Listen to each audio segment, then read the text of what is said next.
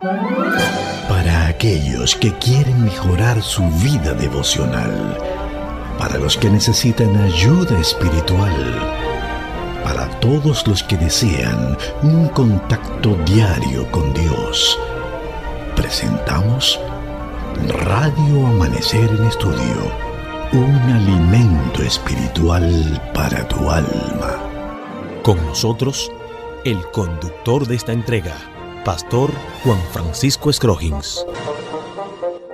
Es una bendición estar con ustedes una vez más en nuestra entrega de Radio Amanecer en Estudio.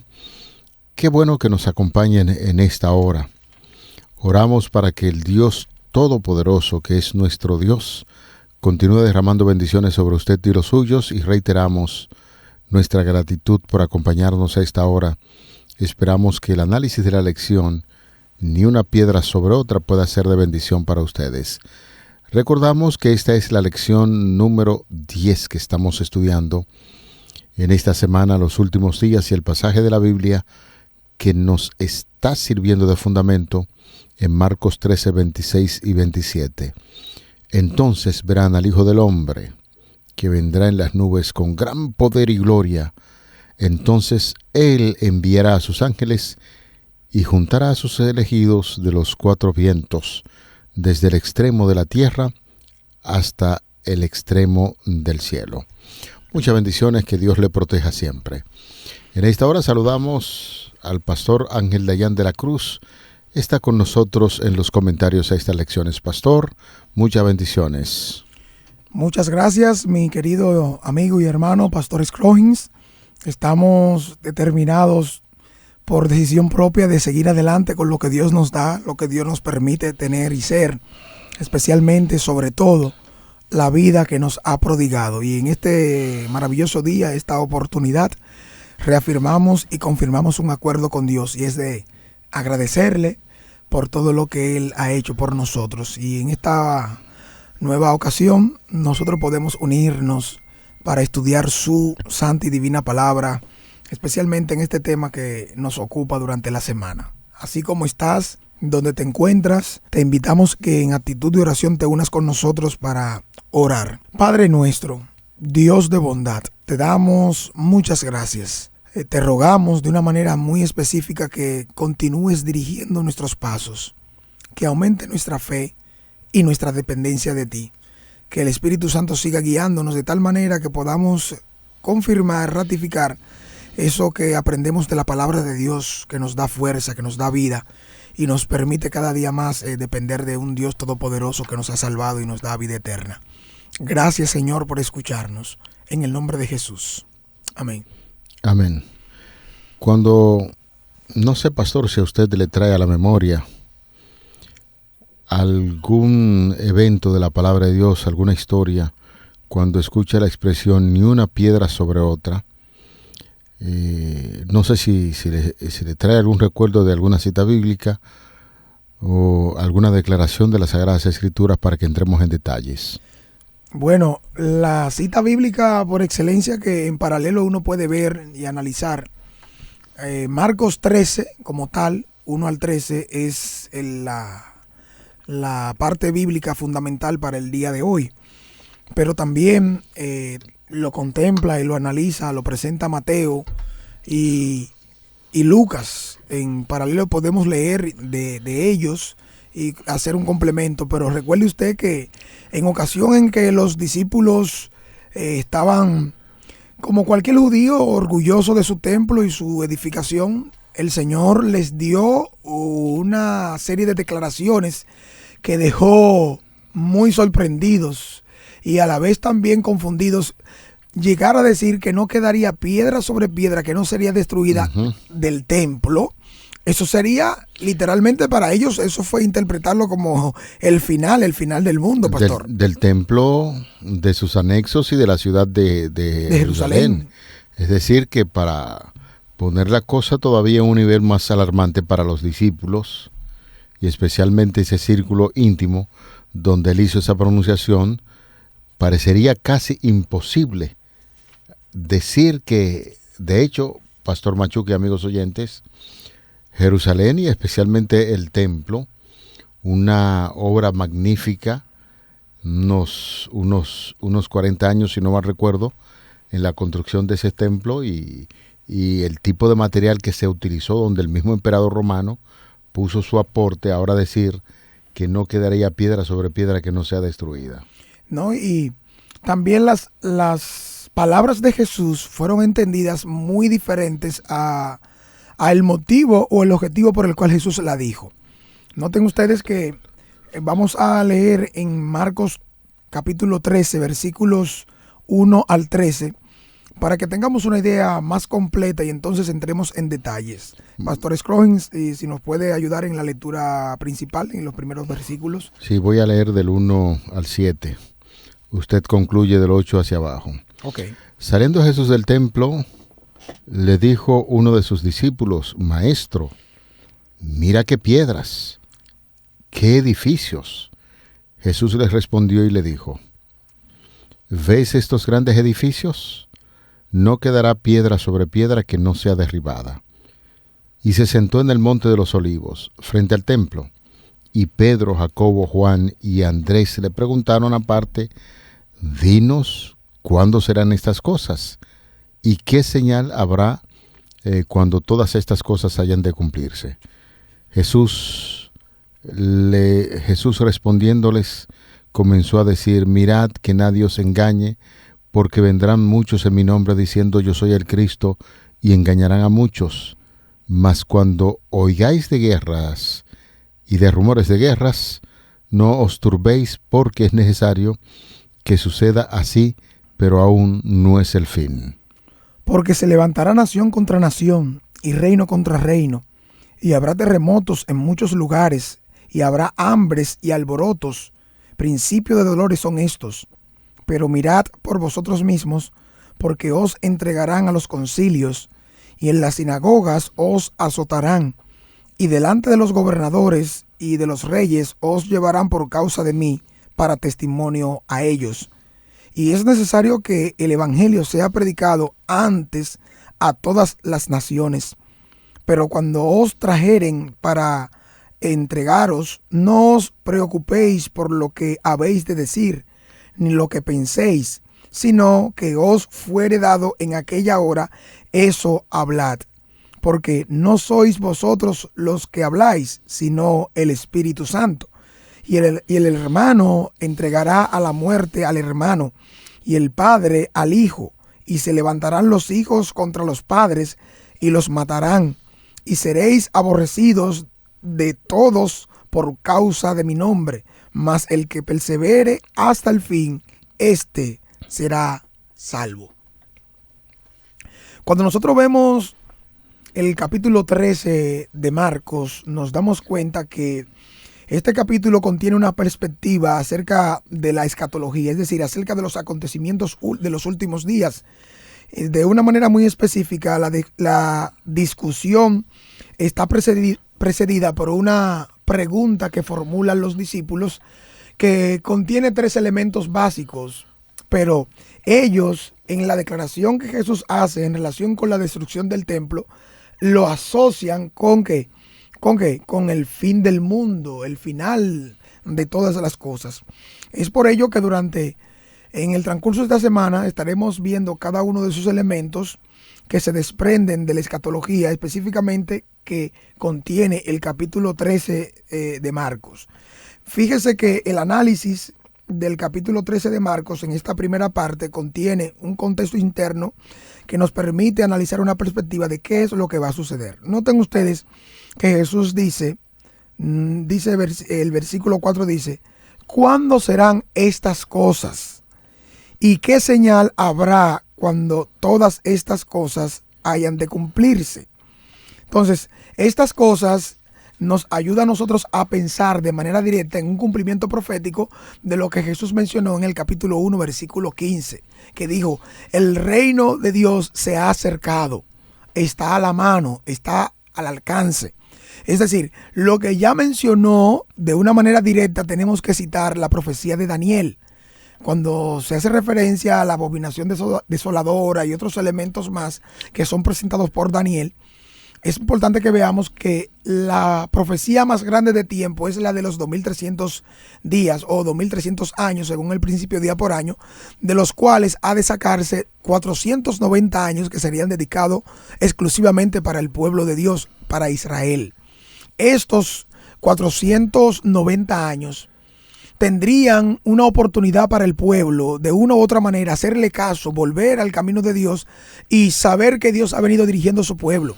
Lamentablemente el pueblo no estuvo pendiente a estas señales de los tiempos, y aquel que vino como el Mesías, el enviado de Dios, a través del cual o por medio del cual se cumplirían todas las cosas, no se le hizo caso. Por eso dice el mismo Jesucristo en el registro que hace Juan de esto, que Jesucristo vino a los suyos y los suyos no los recibieron. En el caso de lo que, cuándo, qué cosas, estas cosas fue o es o son las que Jesús dijo que acontecerían, específicamente la destrucción del templo. Por eso es importante que veamos qué significado tenía el templo para el pueblo de Dios, para los judíos de aquellos tiempos. Si buscamos un equivalente para estos tiempos, tendríamos que buscar una institución que reúna el elemento adoración, la parte eclesiástica. Número 2, que maneje y dirija el elemento del comercio, la finanza, muy importante. Número 3, que tenga el elemento cultural en control, que se maneje, que se dé a entender esto. Y número 4, lo que tiene que ver con la seguridad y el elemento clave que maneja la nación. En una institución encontrar eso, en estos tiempos, usted puede ver entonces que tendríamos que hablar de una institución como, vamos a decir, el Pentágono, seguridad mundial, los guardianes del mundo. Tendríamos que hablar del Vaticano, vamos a decir, de manera directa, la fuente de adoración para toda la humanidad, en el caso de los protestantes, o vamos a decir la Iglesia Universal. En este caso, también ver lo que se maneja a nivel cultural, o sea, ver todo eso y notar que para el judío, su templo, su capital, Jerusalén, era todo eso. O sea, una capital, una ciudad inminentemente religiosa. Entre comillas, podíamos decir que estaban esperando el cumplimiento de lo que Dios quería, no a la manera como Jesús lo estaba presentando, sino como el derrocamiento del Imperio Romano de turno para que dejen de ser los dominadores o controladores del pueblo, agravándolos con impuestos y pesadas cargas y controlándolos de tal manera con un tipo de esclavitud, podríamos decir. En definitiva, ellos escucharon a Jesús decir que el templo no quedaría piedra sobre piedra que no sea destruida, significa, en definitiva, que viene el fin de todo. En definitiva, seguro que fue una respuesta que posiblemente ellos no esperaban cuando cuestionaron a Jesús, y lo que el Señor Jesucristo habló acerca del templo y cuál es la relevancia de esa contestación es muy interesante. Los discípulos se habían llenado de asombro y hasta de temor al escuchar, señores, esas predicciones de Cristo respecto de la destrucción del templo, y deseaban entender de un modo mucho más completo cuál podría ser el significado de sus palabras, porque no le entendían. Por eso le cuestionaron incluso aparte, y Jesús tuvo que darle algunas instrucciones especiales a ese grupo íntimo que estaba conformado por Pedro, su hermano, Juan y su hermano, y durante más de 40 años se habían prodigado riquezas, trabajo y arte arquitectónico para enaltecer los esplendores y la grandeza de aquel templo. Incluso Herodes el Grande, como ya habíamos comentado, y hasta el mismo emperador del mundo contribuyeron con los tesoros de aquellos judíos, con las riquezas romanas, para engrandecer lo que es la magnificencia de ese hermoso edificio. Con este objeto se habían importado de Roma enormes bloques de preciado mármol de tamaño casi fabuloso, a los cuales los discípulos llamaron la atención del maestro diciéndole: Mira qué piedras y qué edificios. ¿Cómo es posible que venga esa declaración cuando se hicieron todas esas cosas y que luego venga esa respuesta de parte de Cristo? Realmente para los discípulos fue casi imposible pensar que eso iba a ser destruido, pero Jesús contestó con esas solemnes y sorprendentes palabras. De cierto les digo que no será dejada aquí piedra sobre piedra que no sea destruida. Amados amigos, pastor, al reunirse los discípulos alrededor del Señor y en el monte allí de los Olivos, vino esa pregunta solemne: ¿cuándo serán estas cosas y qué señal habrá de tu venida y del fin del mundo? En la actualidad algunas personas han querido separar, ¿no?, los eventos y decir uno se cumple en la época de Cristo y los otros eventos se van a cumplir a final del mundo. Lo cierto es que esa respuesta de Cristo ha abarcado todas las edades desde que se pronunció esa declaración. Lo porvenir le sería misteriosamente velado a los discípulos, y de haber visto con toda claridad de esos dos terribles acontecimientos que estaban predichos para el futuro, los sufrimientos del Redentor y su muerte y la destrucción del templo y de la ciudad, los discípulos hubieran sido abrumados por el miedo y por el dolor, y Cristo le dio un bosquejo de los sucesos culminantes que habrían de desarrollarse antes de la consumación de los tiempos. Sus palabras no fueron entendidas plenamente entonces, pero su significado iba a aclararse en la medida en que su pueblo necesitaba la instrucción contenida en esas palabras. La profecía del Señor entrañaba un doble significado. Al par que anunciaba la ruina de Jerusalén, también debieron entender los horrores del gran conflicto final o del día final. Por eso Jesús dijo: entonces se entregarán para ser afligidos, los matarán y seréis aborrecidos de todas las gentes por causa de mi nombre, y muchos entonces serán escandalizados y se entregarán unos con otros, y unos con otros se aborrecerán. Todo esto lo sufrieron los cristianos. Hubo padres y madres que traicionaron a sus hijos, e hijos que traicionaron a sus padres. Amigos hubo que entregaron a sus amigos al Sanedrín.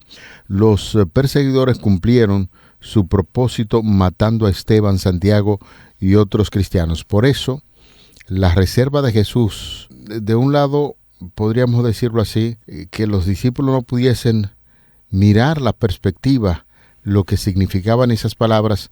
Hasta uno diría, Pastor Machuque, amigos oyentes, que hasta de forma maravillosa y misteriosa el Señor permitió que ellos no entendieran la dimensión de esa declaración, porque posiblemente muchos iban a abandonar este proyecto al cual estaban incluidos ellos en torno a lo que tiene que ver con la predicación del Evangelio. Noten que Pedro, Santiago, Juan y Andrés le preguntan a Jesús, como bien citábamos en el capítulo 13, versículo 4, acerca del cumplimiento exacto de esto que Jesús viene mencionando.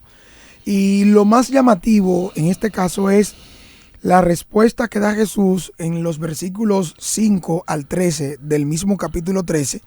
Fíjese que Jesús dedica la mayor parte del tiempo no es a describir la caída de Jerusalén, sino más bien a advertir a sus discípulos acerca de lo que pueden esperar mientras cumplen su ministerio, específicamente el de establecer la iglesia cristiana naciente. Por lo tanto, es claro lo que usted viene diciéndonos en referencia con lo que nos ha explicado, lo que nos ha dicho. Morirían, serían apedreados, de tal manera irían al martirio, pero la iglesia sería establecida, la verdad sería compartida, sería predicada. Así que lo que podemos aprender acerca de estas palabras introductorias en la profecía de Jesús es: el pueblo de Dios no debe temer al tumulto, a las pruebas, a las situaciones difíciles, porque Dios, en medio de todo lo que acontezca, en medio de todo lo que ocurra, Dios guiará a su pueblo. El Espíritu de Dios lo conducirá a través de las tribulaciones que enfrenten, como bien está dicho. Ahora bien, por el hecho de que esté dicho en la parte profética, el elemento escatológico, no significa que tenía que ser cumplido así directamente, sino más bien que Jesús no se concentra en el elemento focal de la declaración etimológica de lo que sería la escatología para ellos, para esos tiempos, sino que Jesús se concentra en lo que ya está escrito. Y ellos, bien apercibidos y entendidos de eso, puedan ratificar y puedan confirmar la decisión que han tomado de seguir a Dios, de amarle de todo corazón. O sea que ellos, como bien Jesús les instó, debían estar apercibidos. La idea aquí es la vigilancia, es acentuada en lo que Marcos viene diciendo, y así es demostrado en los versículos que el capítulo 13 tiene, específicamente los versículos 9, versículos 23, 28, 33, 35 y 37. En resumen, se podría decir que la escatología tiene el propósito práctico de ayudarnos a mantenernos alerta de lo que ha de acontecer, que era lo que Jesús estaba haciendo para aquellos tiempos. Y eso es muy importante porque de las palabras mismas del Señor Jesucristo, mentalmente ellos debieron bosquejar esos eventos, pero no estaban, y somos enfáticos en esto, no estaban preparados todavía porque no lograban percibir el reino de Dios como tal, un reino espiritual y que Jesús iba a establecer. Lo cierto es que tanto Mateo 24, Marcos 13, que comentan sobre la destrucción de Jerusalén, los edificios de allí, el templo, no podían percibir estas cosas como tal, sin embargo era real. Históricamente se han venido cumpliendo muchas de las señales que Jesús predijo y parece ser que en la actualidad muchas personas están durmiendo ante un evento tan grande como es la pronta venida de nuestro Señor Jesucristo. Las profecías se están cumpliendo, se cumplió en tiempo de los discípulos y se sigue cumpliendo en la actualidad. Y hay muchas personas que dicen, bueno, pero no se detengan tanto en las señales acerca de cuándo vendrá el Señor Jesucristo, porque son señales, sí, ciertamente son señales. Sin embargo, lo que Cristo predijo allí ha tenido su cumplimiento. Jerusalén fue destruida en el año 70.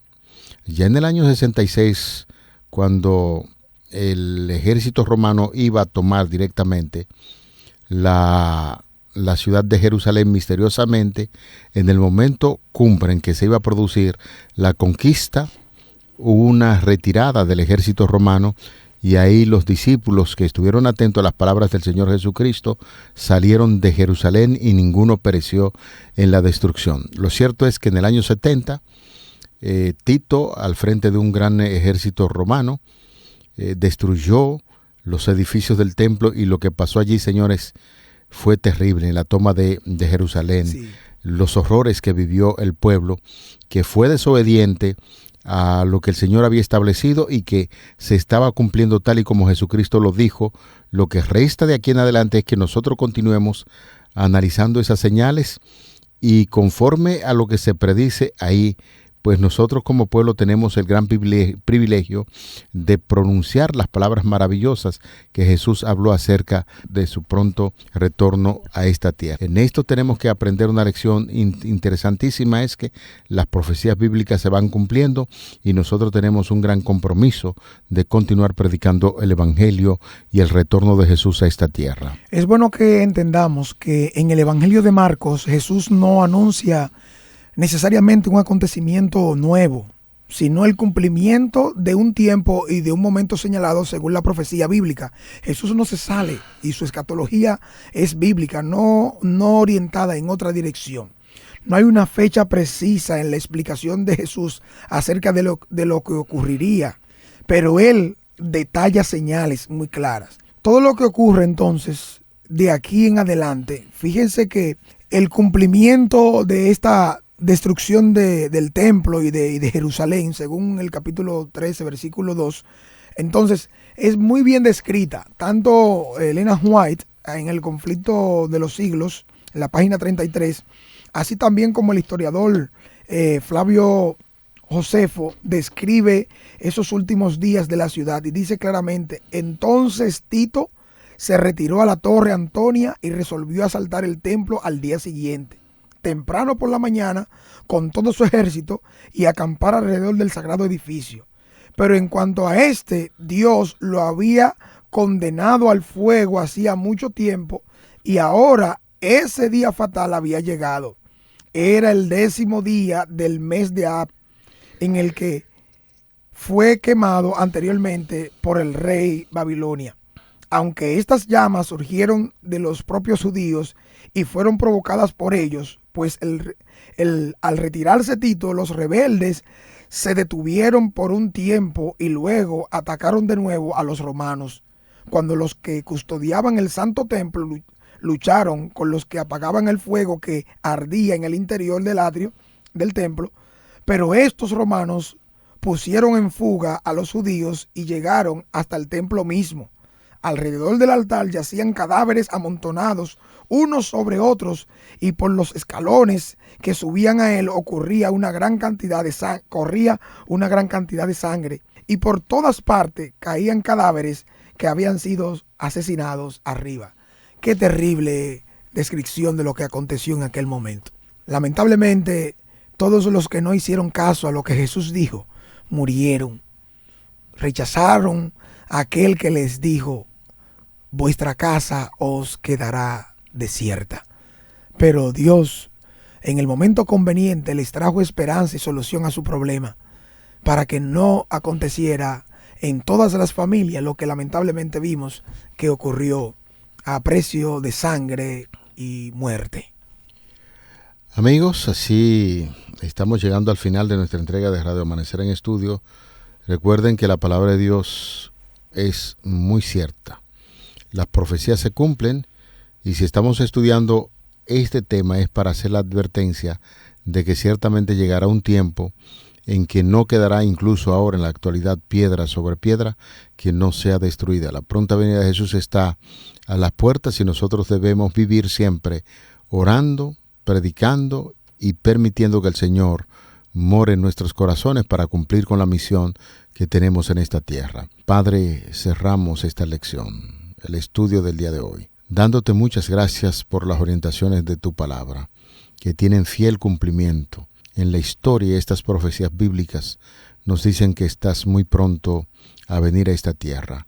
Ayúdanos a valorar el gran sacrificio de amor que hizo nuestro Señor Jesucristo, y que ese sacrificio nos mueva, nos motive cada día para buscar hacer tu voluntad en las Sagradas Escrituras y para predicar tu evangelio a tantas personas que aún no te conocen. Continúa con nosotros, guíanos hoy siempre. Favores que pedimos en el nombre de Jesús. Amén. Para aquellos que quieren mejorar su vida devocional, para los que necesitan ayuda espiritual, para todos los que desean un contacto diario con Dios, hemos presentado Radio Amanecer en Estudio, un alimento espiritual para tu alma.